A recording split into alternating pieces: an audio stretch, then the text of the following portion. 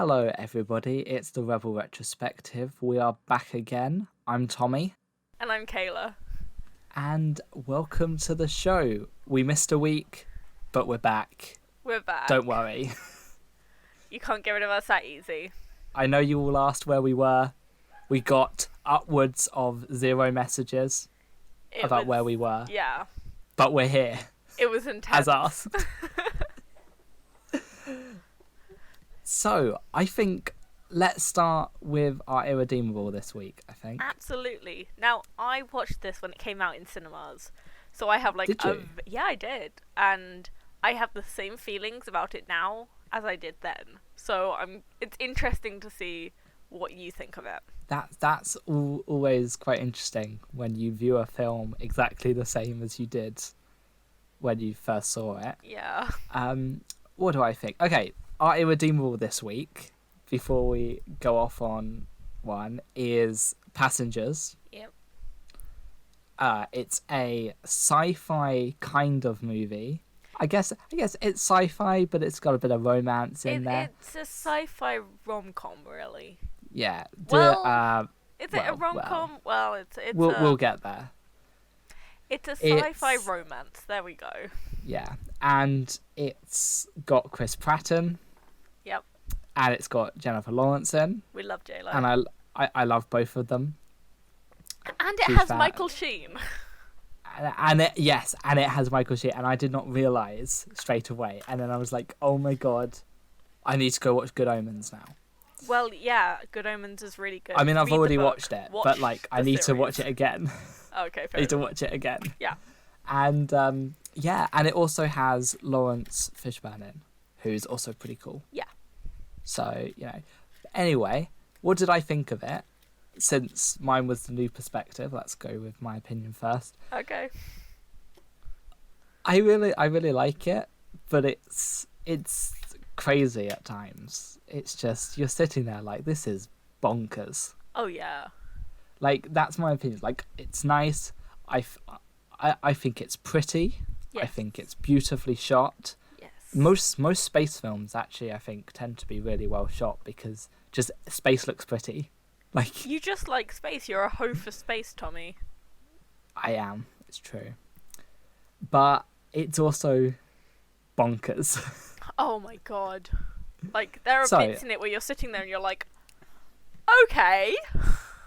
Yeah, so basically the story is there is a ship with a bunch of people in cryostasis who are going over to it's not cryostasis. Anyway, they're going to another place and to colonize this place, and one of the pods fails and this mechanic engineer guy gets woken up 90 years before 90 years they before get there? they were supposed to get there.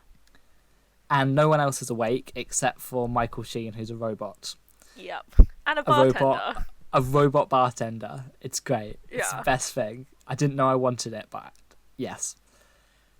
And he basically has to grapple with being on his own and what happens when the inevitability of dying by yourself. Yeah. And so he decides to wake up this girl, Aurora, that he finds. Who is hot. Yes. But they make a point to not make it just that. Like, he goes and watches videos she said about and talks about herself. Like, he says that he falls in love with her from watching all these videos and messages and things like that. Yeah. So he wakes her up and obviously doesn't tell her that. Yep. And then, they're living together and they fall in love and it's really cute and you're like, oh, that's cute. It's a romance montage. Yeah. It's great. I'm a hoe for a montage. And, they get busy on one of the eating diner table things, which is just like, that's not... I know it's only you two awake, but like... I get someone's it, though. Someone's got to clean that. I get it, though.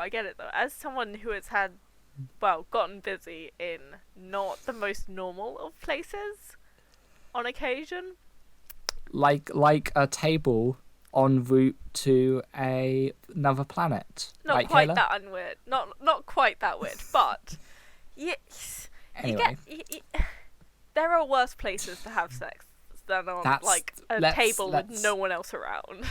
let's move on from that. That was just a note that stuck in my brain. So Okay.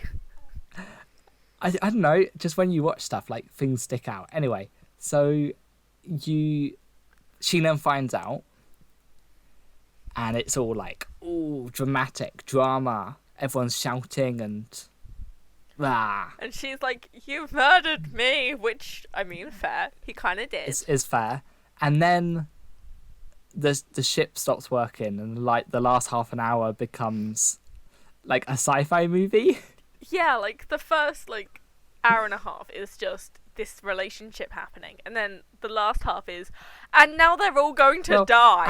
Actually, it's I would describe it as a 3-act structure where the first act is dealing with the inevitability of the universe. The second act is a romantic comedy, but not really that comedic. But it has its moments. Yeah. And then the third thing is a sci-fi movie where they're all gonna die. It's bonkers. Yeah. And I don't know. I don't think they'd heard of genre. No, I don't think they did. I think they just went, let's do everything. I'm like, you know what? I just want everything. I want it buffet style, bitch. And then it like ends with them having lived out their life, and then all the other passengers wake up, and So, like like- everything's all beautiful and stuff. And I'm sitting here like, but it wouldn't have been that pretty if they hadn't have woken up. Like, what was the plan? Like, would What it do you just mean? not have been? Because I assume it's all pretty because that's what they did during their 90 years life. Yeah, they. But they so what was the effectively, plan if no one had woken up, which was what was meant to happen? Would they just wake up and it's just like, just corridors? It looks like the inside of the Millennium Falcon. Well, yes, that would be the plan because it's sleek and futuristic. I wouldn't pay however much money it was for that. Me neither, but like. But yeah, it's really good. I like it. Yeah. What do you think? The way I described it back then and the way I would describe it now is it's really weird but kind of heartwarming. Yes, it's heartwarming, but also like Crazy Stalker. Yeah, like it's one part Crazy Stalker, one part heartwarming, one part the power of love, and one part. Yeah, doesn't she like, she's able to like recall things that she doesn't remember using the power of love. Like a little bit. Like at the end, I was just sitting there like, yeah, like, because it's actually a real thing. Like adrenaline and hormones with love, endorphins, can make you like remember things. Like if your true love or whatever was dying on the floor and you need to remember something to save them, like your brain would It just kicks work into better. overdrive, yeah. But I was just sitting there and being like, she's gonna bring him back with the power of love. She brought him back with the power of love and technology. And technology, And yeah. technology. But mostly love. But yeah, so that's kind of, and then it's also like, I don't know why the whole movie seems to be like bad stuff happening and everyone just going, well, that shouldn't be possible. Yeah, I think it's also making like a bit of a jab at like, really big tech corporations. Because a lot of tech corporations out there just presume that nothing will go wrong. Because like their bottom line is the money, it's not the safety. So they're just like, oh, it won't happen. It shouldn't, so it won't. I was sitting there and I was like, there has to be like a hypothetical prequel, which is just like this other romance story about a construction worker who's working on this huge new space station rocket thing, but they meet this girl from the coffee place and gets distracted and really messes up the construction of this ship. I mean, the thing about the ship is that That'd be hilarious. it's like is kind of freak accident why it happens. It's just because the computer gets damaged because of this freaking asteroid. Stupid asteroids. Fucking asteroids. So, I don't really know how they would have, like, circumnavigated that, but maybe use higher quality material, guys. I don't know. But yeah, it's really good. It's pretty, and if you want a love story in space, it's a love story in space, and it's really good. And Chris Pratt is charming as ever. I have one note. Oh dear. Okay. My note reads, when she beats him up, he kind of deserves it, to be honest. That's very true. Yeah, she oh my gets God. real close to like smashing his brains she always out. almost murders him, and then she's just sitting there looking, and he's looking at her, and it's just like,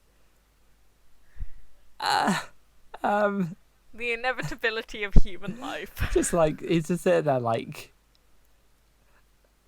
okay, I've been on my own for a while. It's fine. Yeah, he just sort of accepts. Like, he's like, you know what? Fuck it. I kind of deserve to die. I'm gonna let this beautiful, crazy hot woman, as in insane and hot, like, bash my brains out with a crowbar. I feel like I had this coming. And then she can't go through with it. Can we talk about some things about what's it called? What's the ship called? I forgot what the ship was called. The Avalon. That's it. So it has like a virtual reality kind of simulated dance studio thing. Yes. But what it doesn't have is treadmills with virtual reality scenery to go for your run. You have to run down the corridors. I mean, we don't know that. It could do. They just might not be using it. Yeah, I don't know. I just thought it'd be kind of nice if you could do that. That would be kind of cool. I guess I'm just picking apart the designs of this company and the decisions they've made of this fictional company that doesn't exist. Yeah, maybe hold off on your. Yeah. Yeah. Also, the spacesuits seemed like, I know the whole, like, the spacesuits are like really bulky. I guess that's kind of the point, because that's like the joke. They like go to kiss, but they can't because they're too big. Yeah. But like they're really big, you know. They really are. But yeah, that's also a thing, and yeah, there's a robot bartender, and it's the best thing in the world, and it's Michael Sheen. And it has a personality, so clearly it's like AI augmented, because it was like able to disobey commands. Is like the key thing. Yeah. Like it had its own personality, it like made human mistakes. So clearly it's like an AI augmented thing. So I guess there's a spin-off sequel where the AI goes rogue. That would be pretty fun. I mean, sure, why not? But right, we gotta brand it. Is it irredeemable?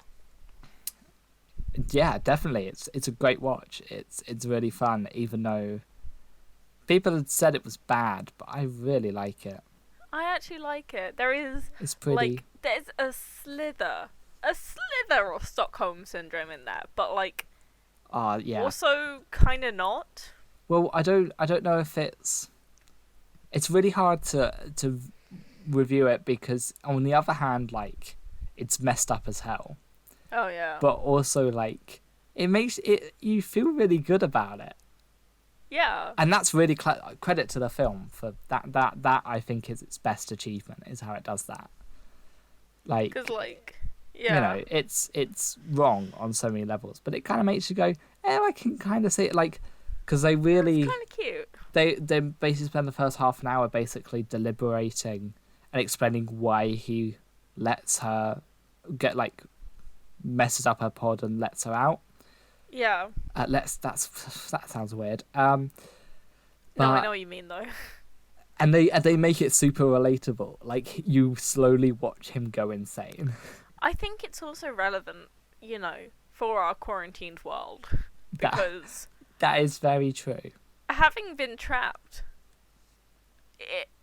I'm not on my own, I'm with 3 other people, but even so, I can feel myself slowly losing the will to live. Like, can you imagine being on your own? And the only person you have to talk to is Michael Sheen. I mean, that wouldn't be so bad, but still, you only have one if it other was person Michael, to talk if it was to. Michael Sheen and David Tennant, I'd be fine. But yeah, you know, I need both sides of the coin. You know. Yeah, exactly. Yeah.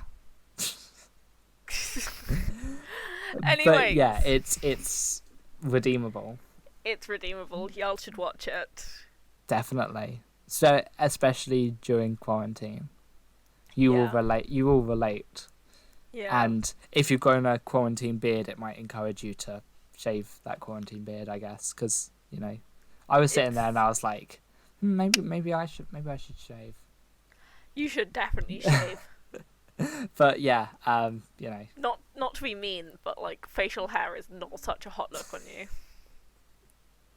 I know. Just saying. So moving rapidly, very quickly on, before I get more insulted. So, speaking of, futuristic type things, I have been playing something that isn't Terraria or Animal Crossing. I'm sorry, say it again? I have been playing multiple things, that aren't Terraria or Animal Crossing. Well, I just lost a bet. Did you? No, just I wasn't expecting it. Yeah, I know you weren't. So, I have been playing the Talos Principle and a game called Hue. Mm-hmm. So, we're going to start with Hue because it takes less time to explain, and then we'll move on to Talos. So, Hue is, when I downloaded it, which was earlier this week, is a free game on Epic Games, and it's worth a playthrough. It only took me 2 sit-downs to get through everything and get all the achievements because I'm crazy like that. But to finish the game is only 3 or 4 hours. So it's a pretty short game, but it's really cute. It's a puzzle platformer, which is my favourite kind of game. I love me a puzzle platformer. Okay, yeah. The whole thing about it is your mother has disappeared and you have to go find different colours to basically find her again.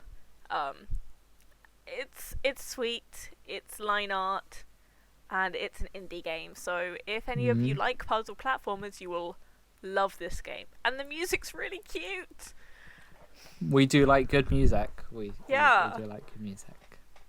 The other thing I've been playing is the Talos Principle because it was on sale. It was on an 85% discount, so it was only a £5 instead of the normal 30 quid. And I was like, this has been on my wish list. You have to go for that. You can't miss out on that. It's been on my wish list for over a year now, and it's currently on sale for a £5. I have to. It would be irresponsible not to, right? Well, yeah, exactly. Yeah. It's a game I've played before. My dad had it, and I've played it on his computer. It's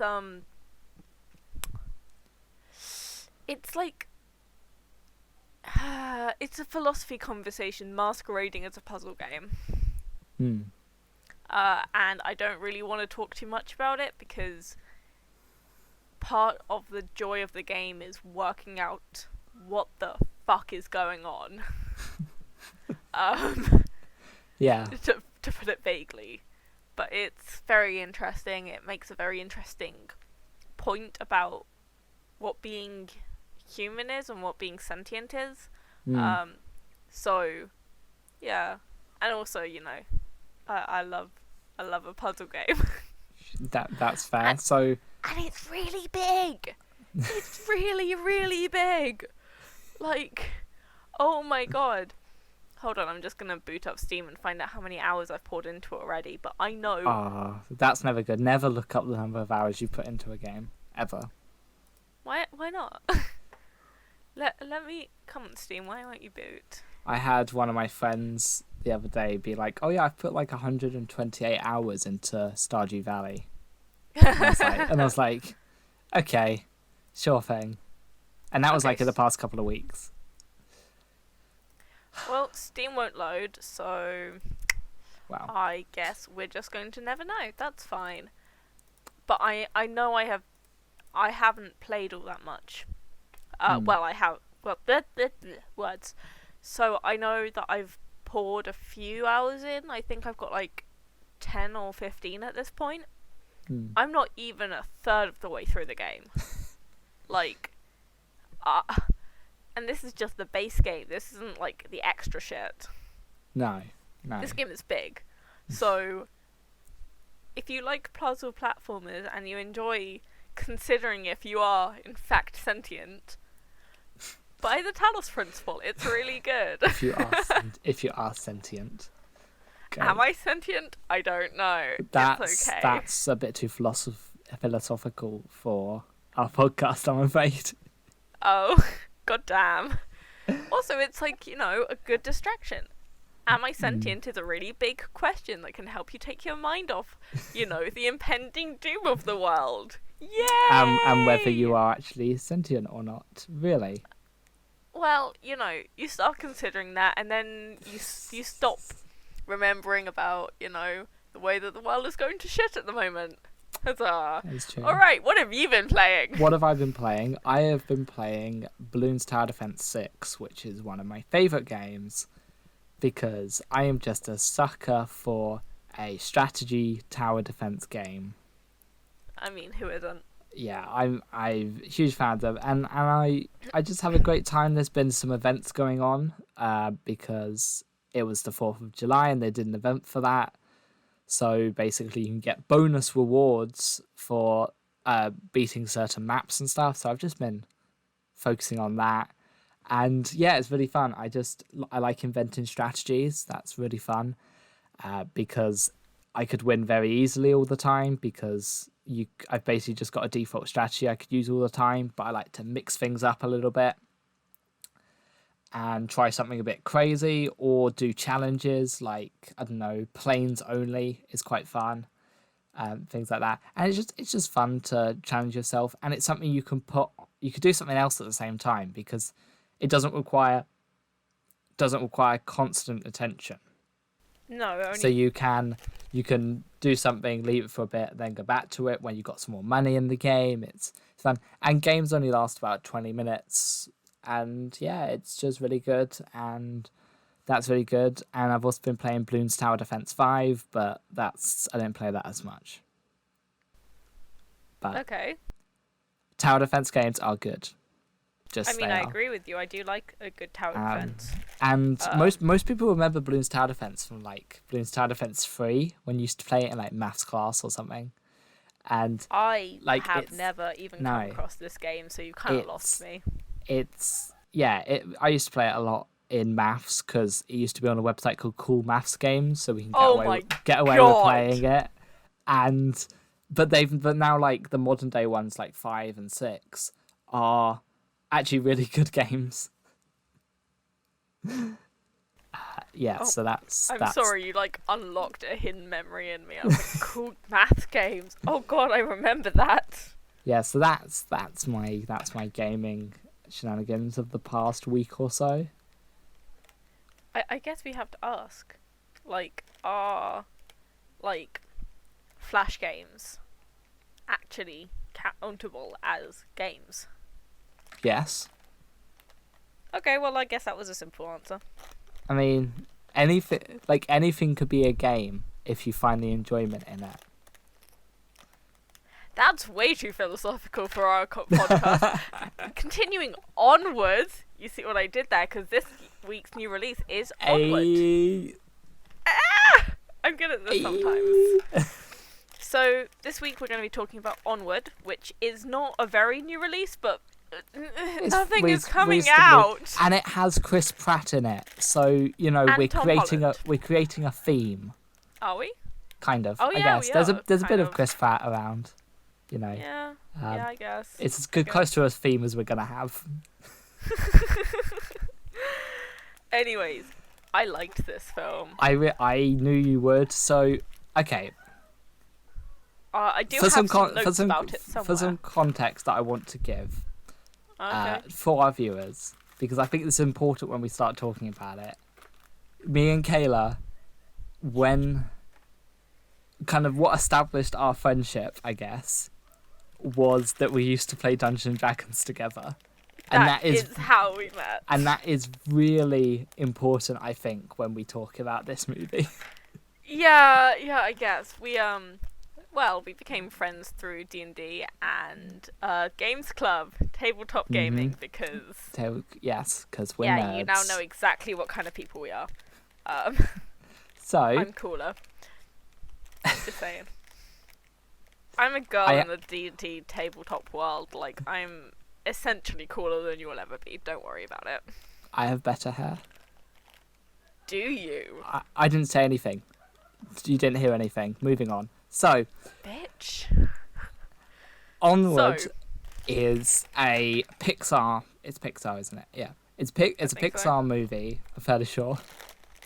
And it basically follows two brothers going on a D&D style adventure quest to get something to bring their dad's torso back to life for a day. Because they managed to bring back his like legs, but they need his torso. Yeah, they are. That's so dumb when I say it out loud. This whole film is very, very dumb in principle. It's one of those films that... You can't imagine the pitch meeting, can you? No, I can't. So you got a film idea for us? Yeah. Two boys, they need to go on an adventure to save their father's torso. I'm sorry, did you say what? Torso? Yeah, their torso, because like they only managed to sort of half resurrect like half of him, and then it kind of got stuck. And it's a comedy, guys. This is a comedy. Yes, but it is really fun to watch. Yeah, I literally cannot. It's so imagine wholesome. It's so wholesome. So I wholesome. have notes. Okay, notes. Do your notes. Notes. So, spoilers ahead. Genevieve's death is surprisingly touching. And I say death as opposed to crash, because let's be honest, it was a death. So to clarify, that's the car named after... The van. The van. Named after, I presume, named after Guinevere from Arthurian legend, which in of itself is awesome. Just any reference to Arthurian legend is great. And basically, she sacrifices herself for them. Yeah. And it's beautiful. And I know what you're thinking. Put on Ride of the Valkyries. And I know what you're thinking. How can a van sacrifice themselves? Well, they sacrificed themselves, yeah. They did. They managed it. Yeah, they managed it. And it was genuinely sad. And I was genuinely there like, oh, Genevieve. Oh. Yeah, they actually take a minute out to be like, to actually like pause, slow down, and be like, this is actually a really, really sad occasion. Feel emotions, audience. Feel emotions. It's the emotional equivalent of losing a horse. Yes. Well, I compare it to Ant-Man, because in Ant-Man rides an ant called Anthony. And then it gets shot.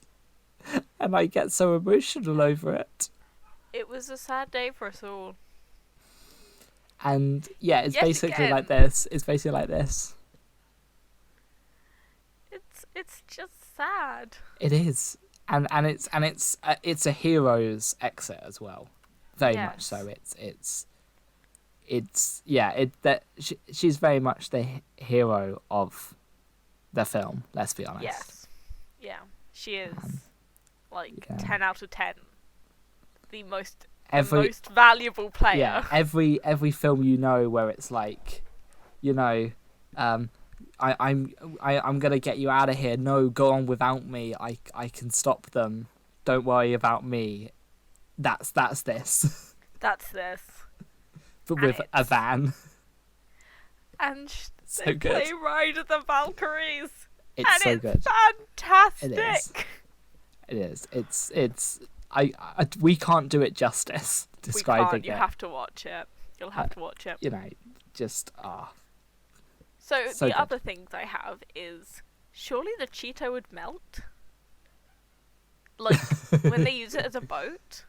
Okay, so for some context, they need a raft to travel on a river. So instead, they enlarge A Cheeto. a Cheeto with magic. Just to clarify, one of the characters has magic, but he's not very good with magic. But he's getting better, and he enlarges a Cheeto with magic. And surely it would just dissolve into the water. Yeah, surely. But it doesn't matter because the rule... There's a thing in the film industry called the rule of cool. It's the rule of cool. And it definitely... happens in D&D a lot. And this is definitely that the rule applies here. Yeah. Just you accept it Much in the because same it's way cool. that I was allowed to swap some of my stats because of the rule of cool. Mm. The Cheeto doesn't dissolve because the rule of cool. Also, they end up having a heart-to-heart on the Cheeto. And who can complain about a Pixar movie where two brothers have a heart-to-heart discussion on a river on top of a Cheeto? Yeah. Nobody would complain about that. I feel like the running theme in today's episode is just, what? Bonkers. Madness. Continuing on. As a D&D nerd, gelatinous cube. Yes. Yes. Oh. Just yes. Oh boy. I'd like to mention that after literally the day before I watched this film, my character in our D&D campaign got eaten by a gelatinous cube. I didn't die because, my character is... Well, I almost died. I got very, very close to dying. But we have a healer and he's good at what he does. So... Always good, yeah. Always good. But I had, every single time they said gelatinous cube, I had flashbacks. Oh god. Not again.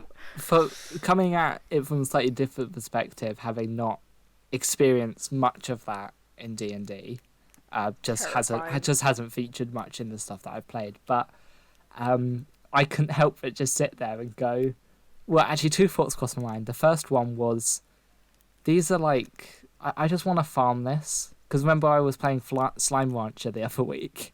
I was just like, I want to farm this. Can I farm this? Can I put these in a pen and breed them? Do you reckon? What, and then the cube? And then, yeah, because they look like a slime. You want... But you can't because gelatinous cube. They're murderous monsters. But yeah, and then I was sitting here and I was like, is this what happens with slimes in Minecraft? Because slimes in Minecraft are dangerous. Is this what actually happens? Is this why they hurt you in Minecraft? Because they're actually melting you. I mean, that puts a whole new perspective on slimes in Terraria as well. Oh god! Wow, that's terrifying. Exactly. This is the problem. When you see something like that, you just go, your mind reverts to experiences you've had with slimes. Or in my case, gelatinous cubes. Yeah, or gelatinous cube. And it's just is this why we die to them in Minecraft? Because they're actually melting us? Because that's dark. That's dark. Really dark. I mean... Anyway. Tubes. Oh god. I'm gonna have nightmares about that, thanks. Mm-hmm. Yeah. God. You're very welcome. Can we talk about the dragon? Can we just talk about the dragon? Yes, let's talk about the dragon. They make a dragon out of the walls of a school, and the display, the painted display of a dragon that the school has. I mean, what? Yeah! What would they have done if there wasn't a painting of a dragon nearby? What would have happened? I'm just thinking, what if you summoned it in the middle of a desert where there's nothing there? I guess it would have made a sand. I don't know. Anyway, dragon. it's fine because that's not what happened. So instead you end up with this literally cartoony dragon. Like, the rest of it is very, very scary. It's just the face is, like, cartoony. A green painted kid's drawing of a dragon. Yep. Yep. Because this film cannot take itself seriously. No. And I think if it did, it wouldn't work. No. Have you got more notes? No, that's it. Okay. Let's talk our boys, Tom Holland and Chris Pratt, who are the reasons that I wanted to watch this. That's fair enough. Because really fair enough. They are amazing. They are our sweet boys. They are and I love that they're... Okay, what I cannot get over is that they are brothers, right? Yeah. And then in the MCU, they are Peter and Peter. And now they're brothers in a thing. You are thinking way too into this. And I was just sitting here like, oh my god, I love them. Even more now. I can't help but make these connections. And I was just sitting there like, it's Peter and Peter, and they're brothers. Okay, babe. Okay. Anyway, talking actually about the movie. Yes. They are really good, and they are totally believable as brothers because they argue and they actually, but like they argue, but they also care about each other. Like at the end, only one of them can go see their dad, and our boy Tom. That's not his name, but I'm calling him Tom because he's Tom Holland. Yeah, and I cannot, for the life of me, remember the actual name. Let's Chris Pratt go and have his moment with his dad, and it's beautiful. And beautiful. Like, you know, the emotional journey of the film. I sound so pretentious when I say that, but the emotional journey of the film. The emotional really journey nice. of the film. Yeah, it's really nice. Like, you know, and they argue because, like, the brother is basically a D&D player, like the older brother, and then he's got his kid brother, who's nerdy and anxious, but he's the one who ends up with magic. Yeah. So he's sort of having to be guided by this guy who knows so much more than him. But like, it doesn't work because obviously the smaller kid Tom, he's not used to it. He doesn't know how to do magic. He just can't do magic. We can all relate to that, you know? Because most of us cannot do magic. Exactly. Whereas his brother is like, I've been pretending to do magic for like my entire life. Let me help you. And he's like, but I can't do magic. And it's like, yeah, well, reality says otherwise, babe. Yeah, and it's actually really nice and wholesome, and I love it. Just the whole movie's wholesome. I think it's a really sweet film. Also, there's the Manticore, and she's hilarious. Yeah, she's There's fantastic. a Manticore, and she just like the mum. There's like a like B plot of the kid's mum and a Manticore going on like a road trip. Yeah, I mean the boys are going on a road trip as well, but there's like the mum and the Manticore are also going on and they don't fit in the car properly. Yeah. And there's a centaur who's like the stepdad who goes in a car and doesn't fit in a car. Yeah. And it's just sitting here because it's all like fantasy creatures, but in a world where like basically modern day is caught up. So like the centaur who could just gallop just goes in a car. Yeah. It's so dumb, but it's so good. In the spirit of what I said earlier, weird, but surprisingly heartwarming. Yes. And as a D&D player, it made me very happy. Yes. The only thing I would have loved is if they made all their decisions based on dice rolls. Like if he turned around and he was like, "We're going on an adventure. It's going to be like one of our D&D adventures. Okay, where are we going? Dice roll." Because I know it like when you're playing D&D in universe, you're like going on an adventure, studying maps. But like as a player, you're just rolling dice. So it would have been really funny if that had been what he does. He's like, you do adventures like this. What do you normally do? We'll use the map. Just imagine I rolled a dice there. You can't. Yeah, you can't hear, but like I rolled a dice there. Just that would have been really funny, I think. Okay, I mean, rolling dice is only if your DM is nice. Yeah. Like, you know, if you have horrible, nasty, fantastic, wonderful DMs like I do, they'll ask you to roleplay. Yes. And that's a whole different thing. Yes, that's true. See, God. As a DM, I try to keep a balance. We do a bit of roleplay, we do a bit of dice rolling, and then sometimes we just go bonkers. It's great. And sometimes we have a wedding. It's all good. Yeah. So Showdown Throwdown. Showdown Throwdown. Okay. Who have you got for me this week? So I have. For those of you joining us for the first time, Showdown Throwdown is where Tommy takes 2 or more characters, throws them into a football field, and then asks me who would win in a fight, or whose fashion sense is better, or who I'd rather date, or have we had anything else? No, but we're gonna have a new one. Oh my we God. are gonna have a normal one as well. But I just wanted to put this out there. Okay. It's not a who would you rather date. It's a who would you rather like just like be with and just be around because they're the most adorable person in the world. That kind of feeling. Do you know that kind of feeling? Like you'd like a squish. No. Anyway, it's the kid in Onwards versus Spider-Man. That's what I'm doing. It's 2 Tom Hollands. It's Blue Tom Holland versus Spider-Man. Oh God. Who is the most adorable nerd? You know, who's the most lovable little kid? Okay. I have a response. All right. So first up, Blue Kid is more adorable. Fair enough. Yeah. However, if I had to actually hang around one of them for a significant length of time, I would go for Peter Parker. Even though Blue Kid has magic. Even though Blue Kid has magic, I just think that I would probably get along with Peter more than I would Blue Dude. That's fair.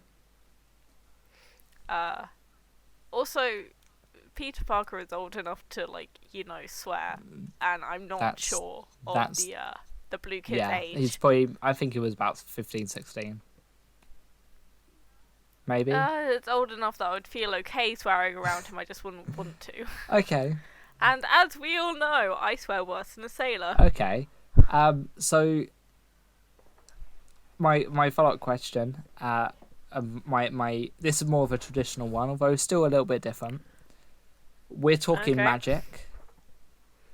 We're talking the most ridiculous magic. It's sort of a magic contest, I guess, like a magic show. And we have the kid from Onward, who of course we know can do some ridiculous magic, like make Cheetos massive. And we're gonna throw in our go-to magic guy, Doctor Strange. And I want to know who will do the most ridiculous magic. Of course, Doctor Strange has done butterflies before. He's just made some butterflies. Yeah. Who do you think would have either the prettiest or the most silliest or just generally the magic that you would find most funny? I don't know. I guess it's Cheetos versus butterflies, really.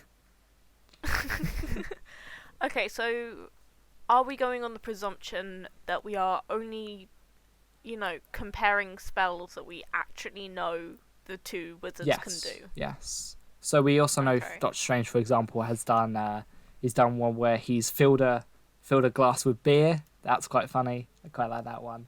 Yeah. We've obviously seen the kid in Onward pretend to be a centaur man. That was quite funny. I'm gonna have to go with Strange. Oh, okay. Because butterflies. His scope of what he can do is just that bit wider, so he has more to work with. So I think he would come up with something a bit more flashy, Okay. I guess. Fair enough. Yeah.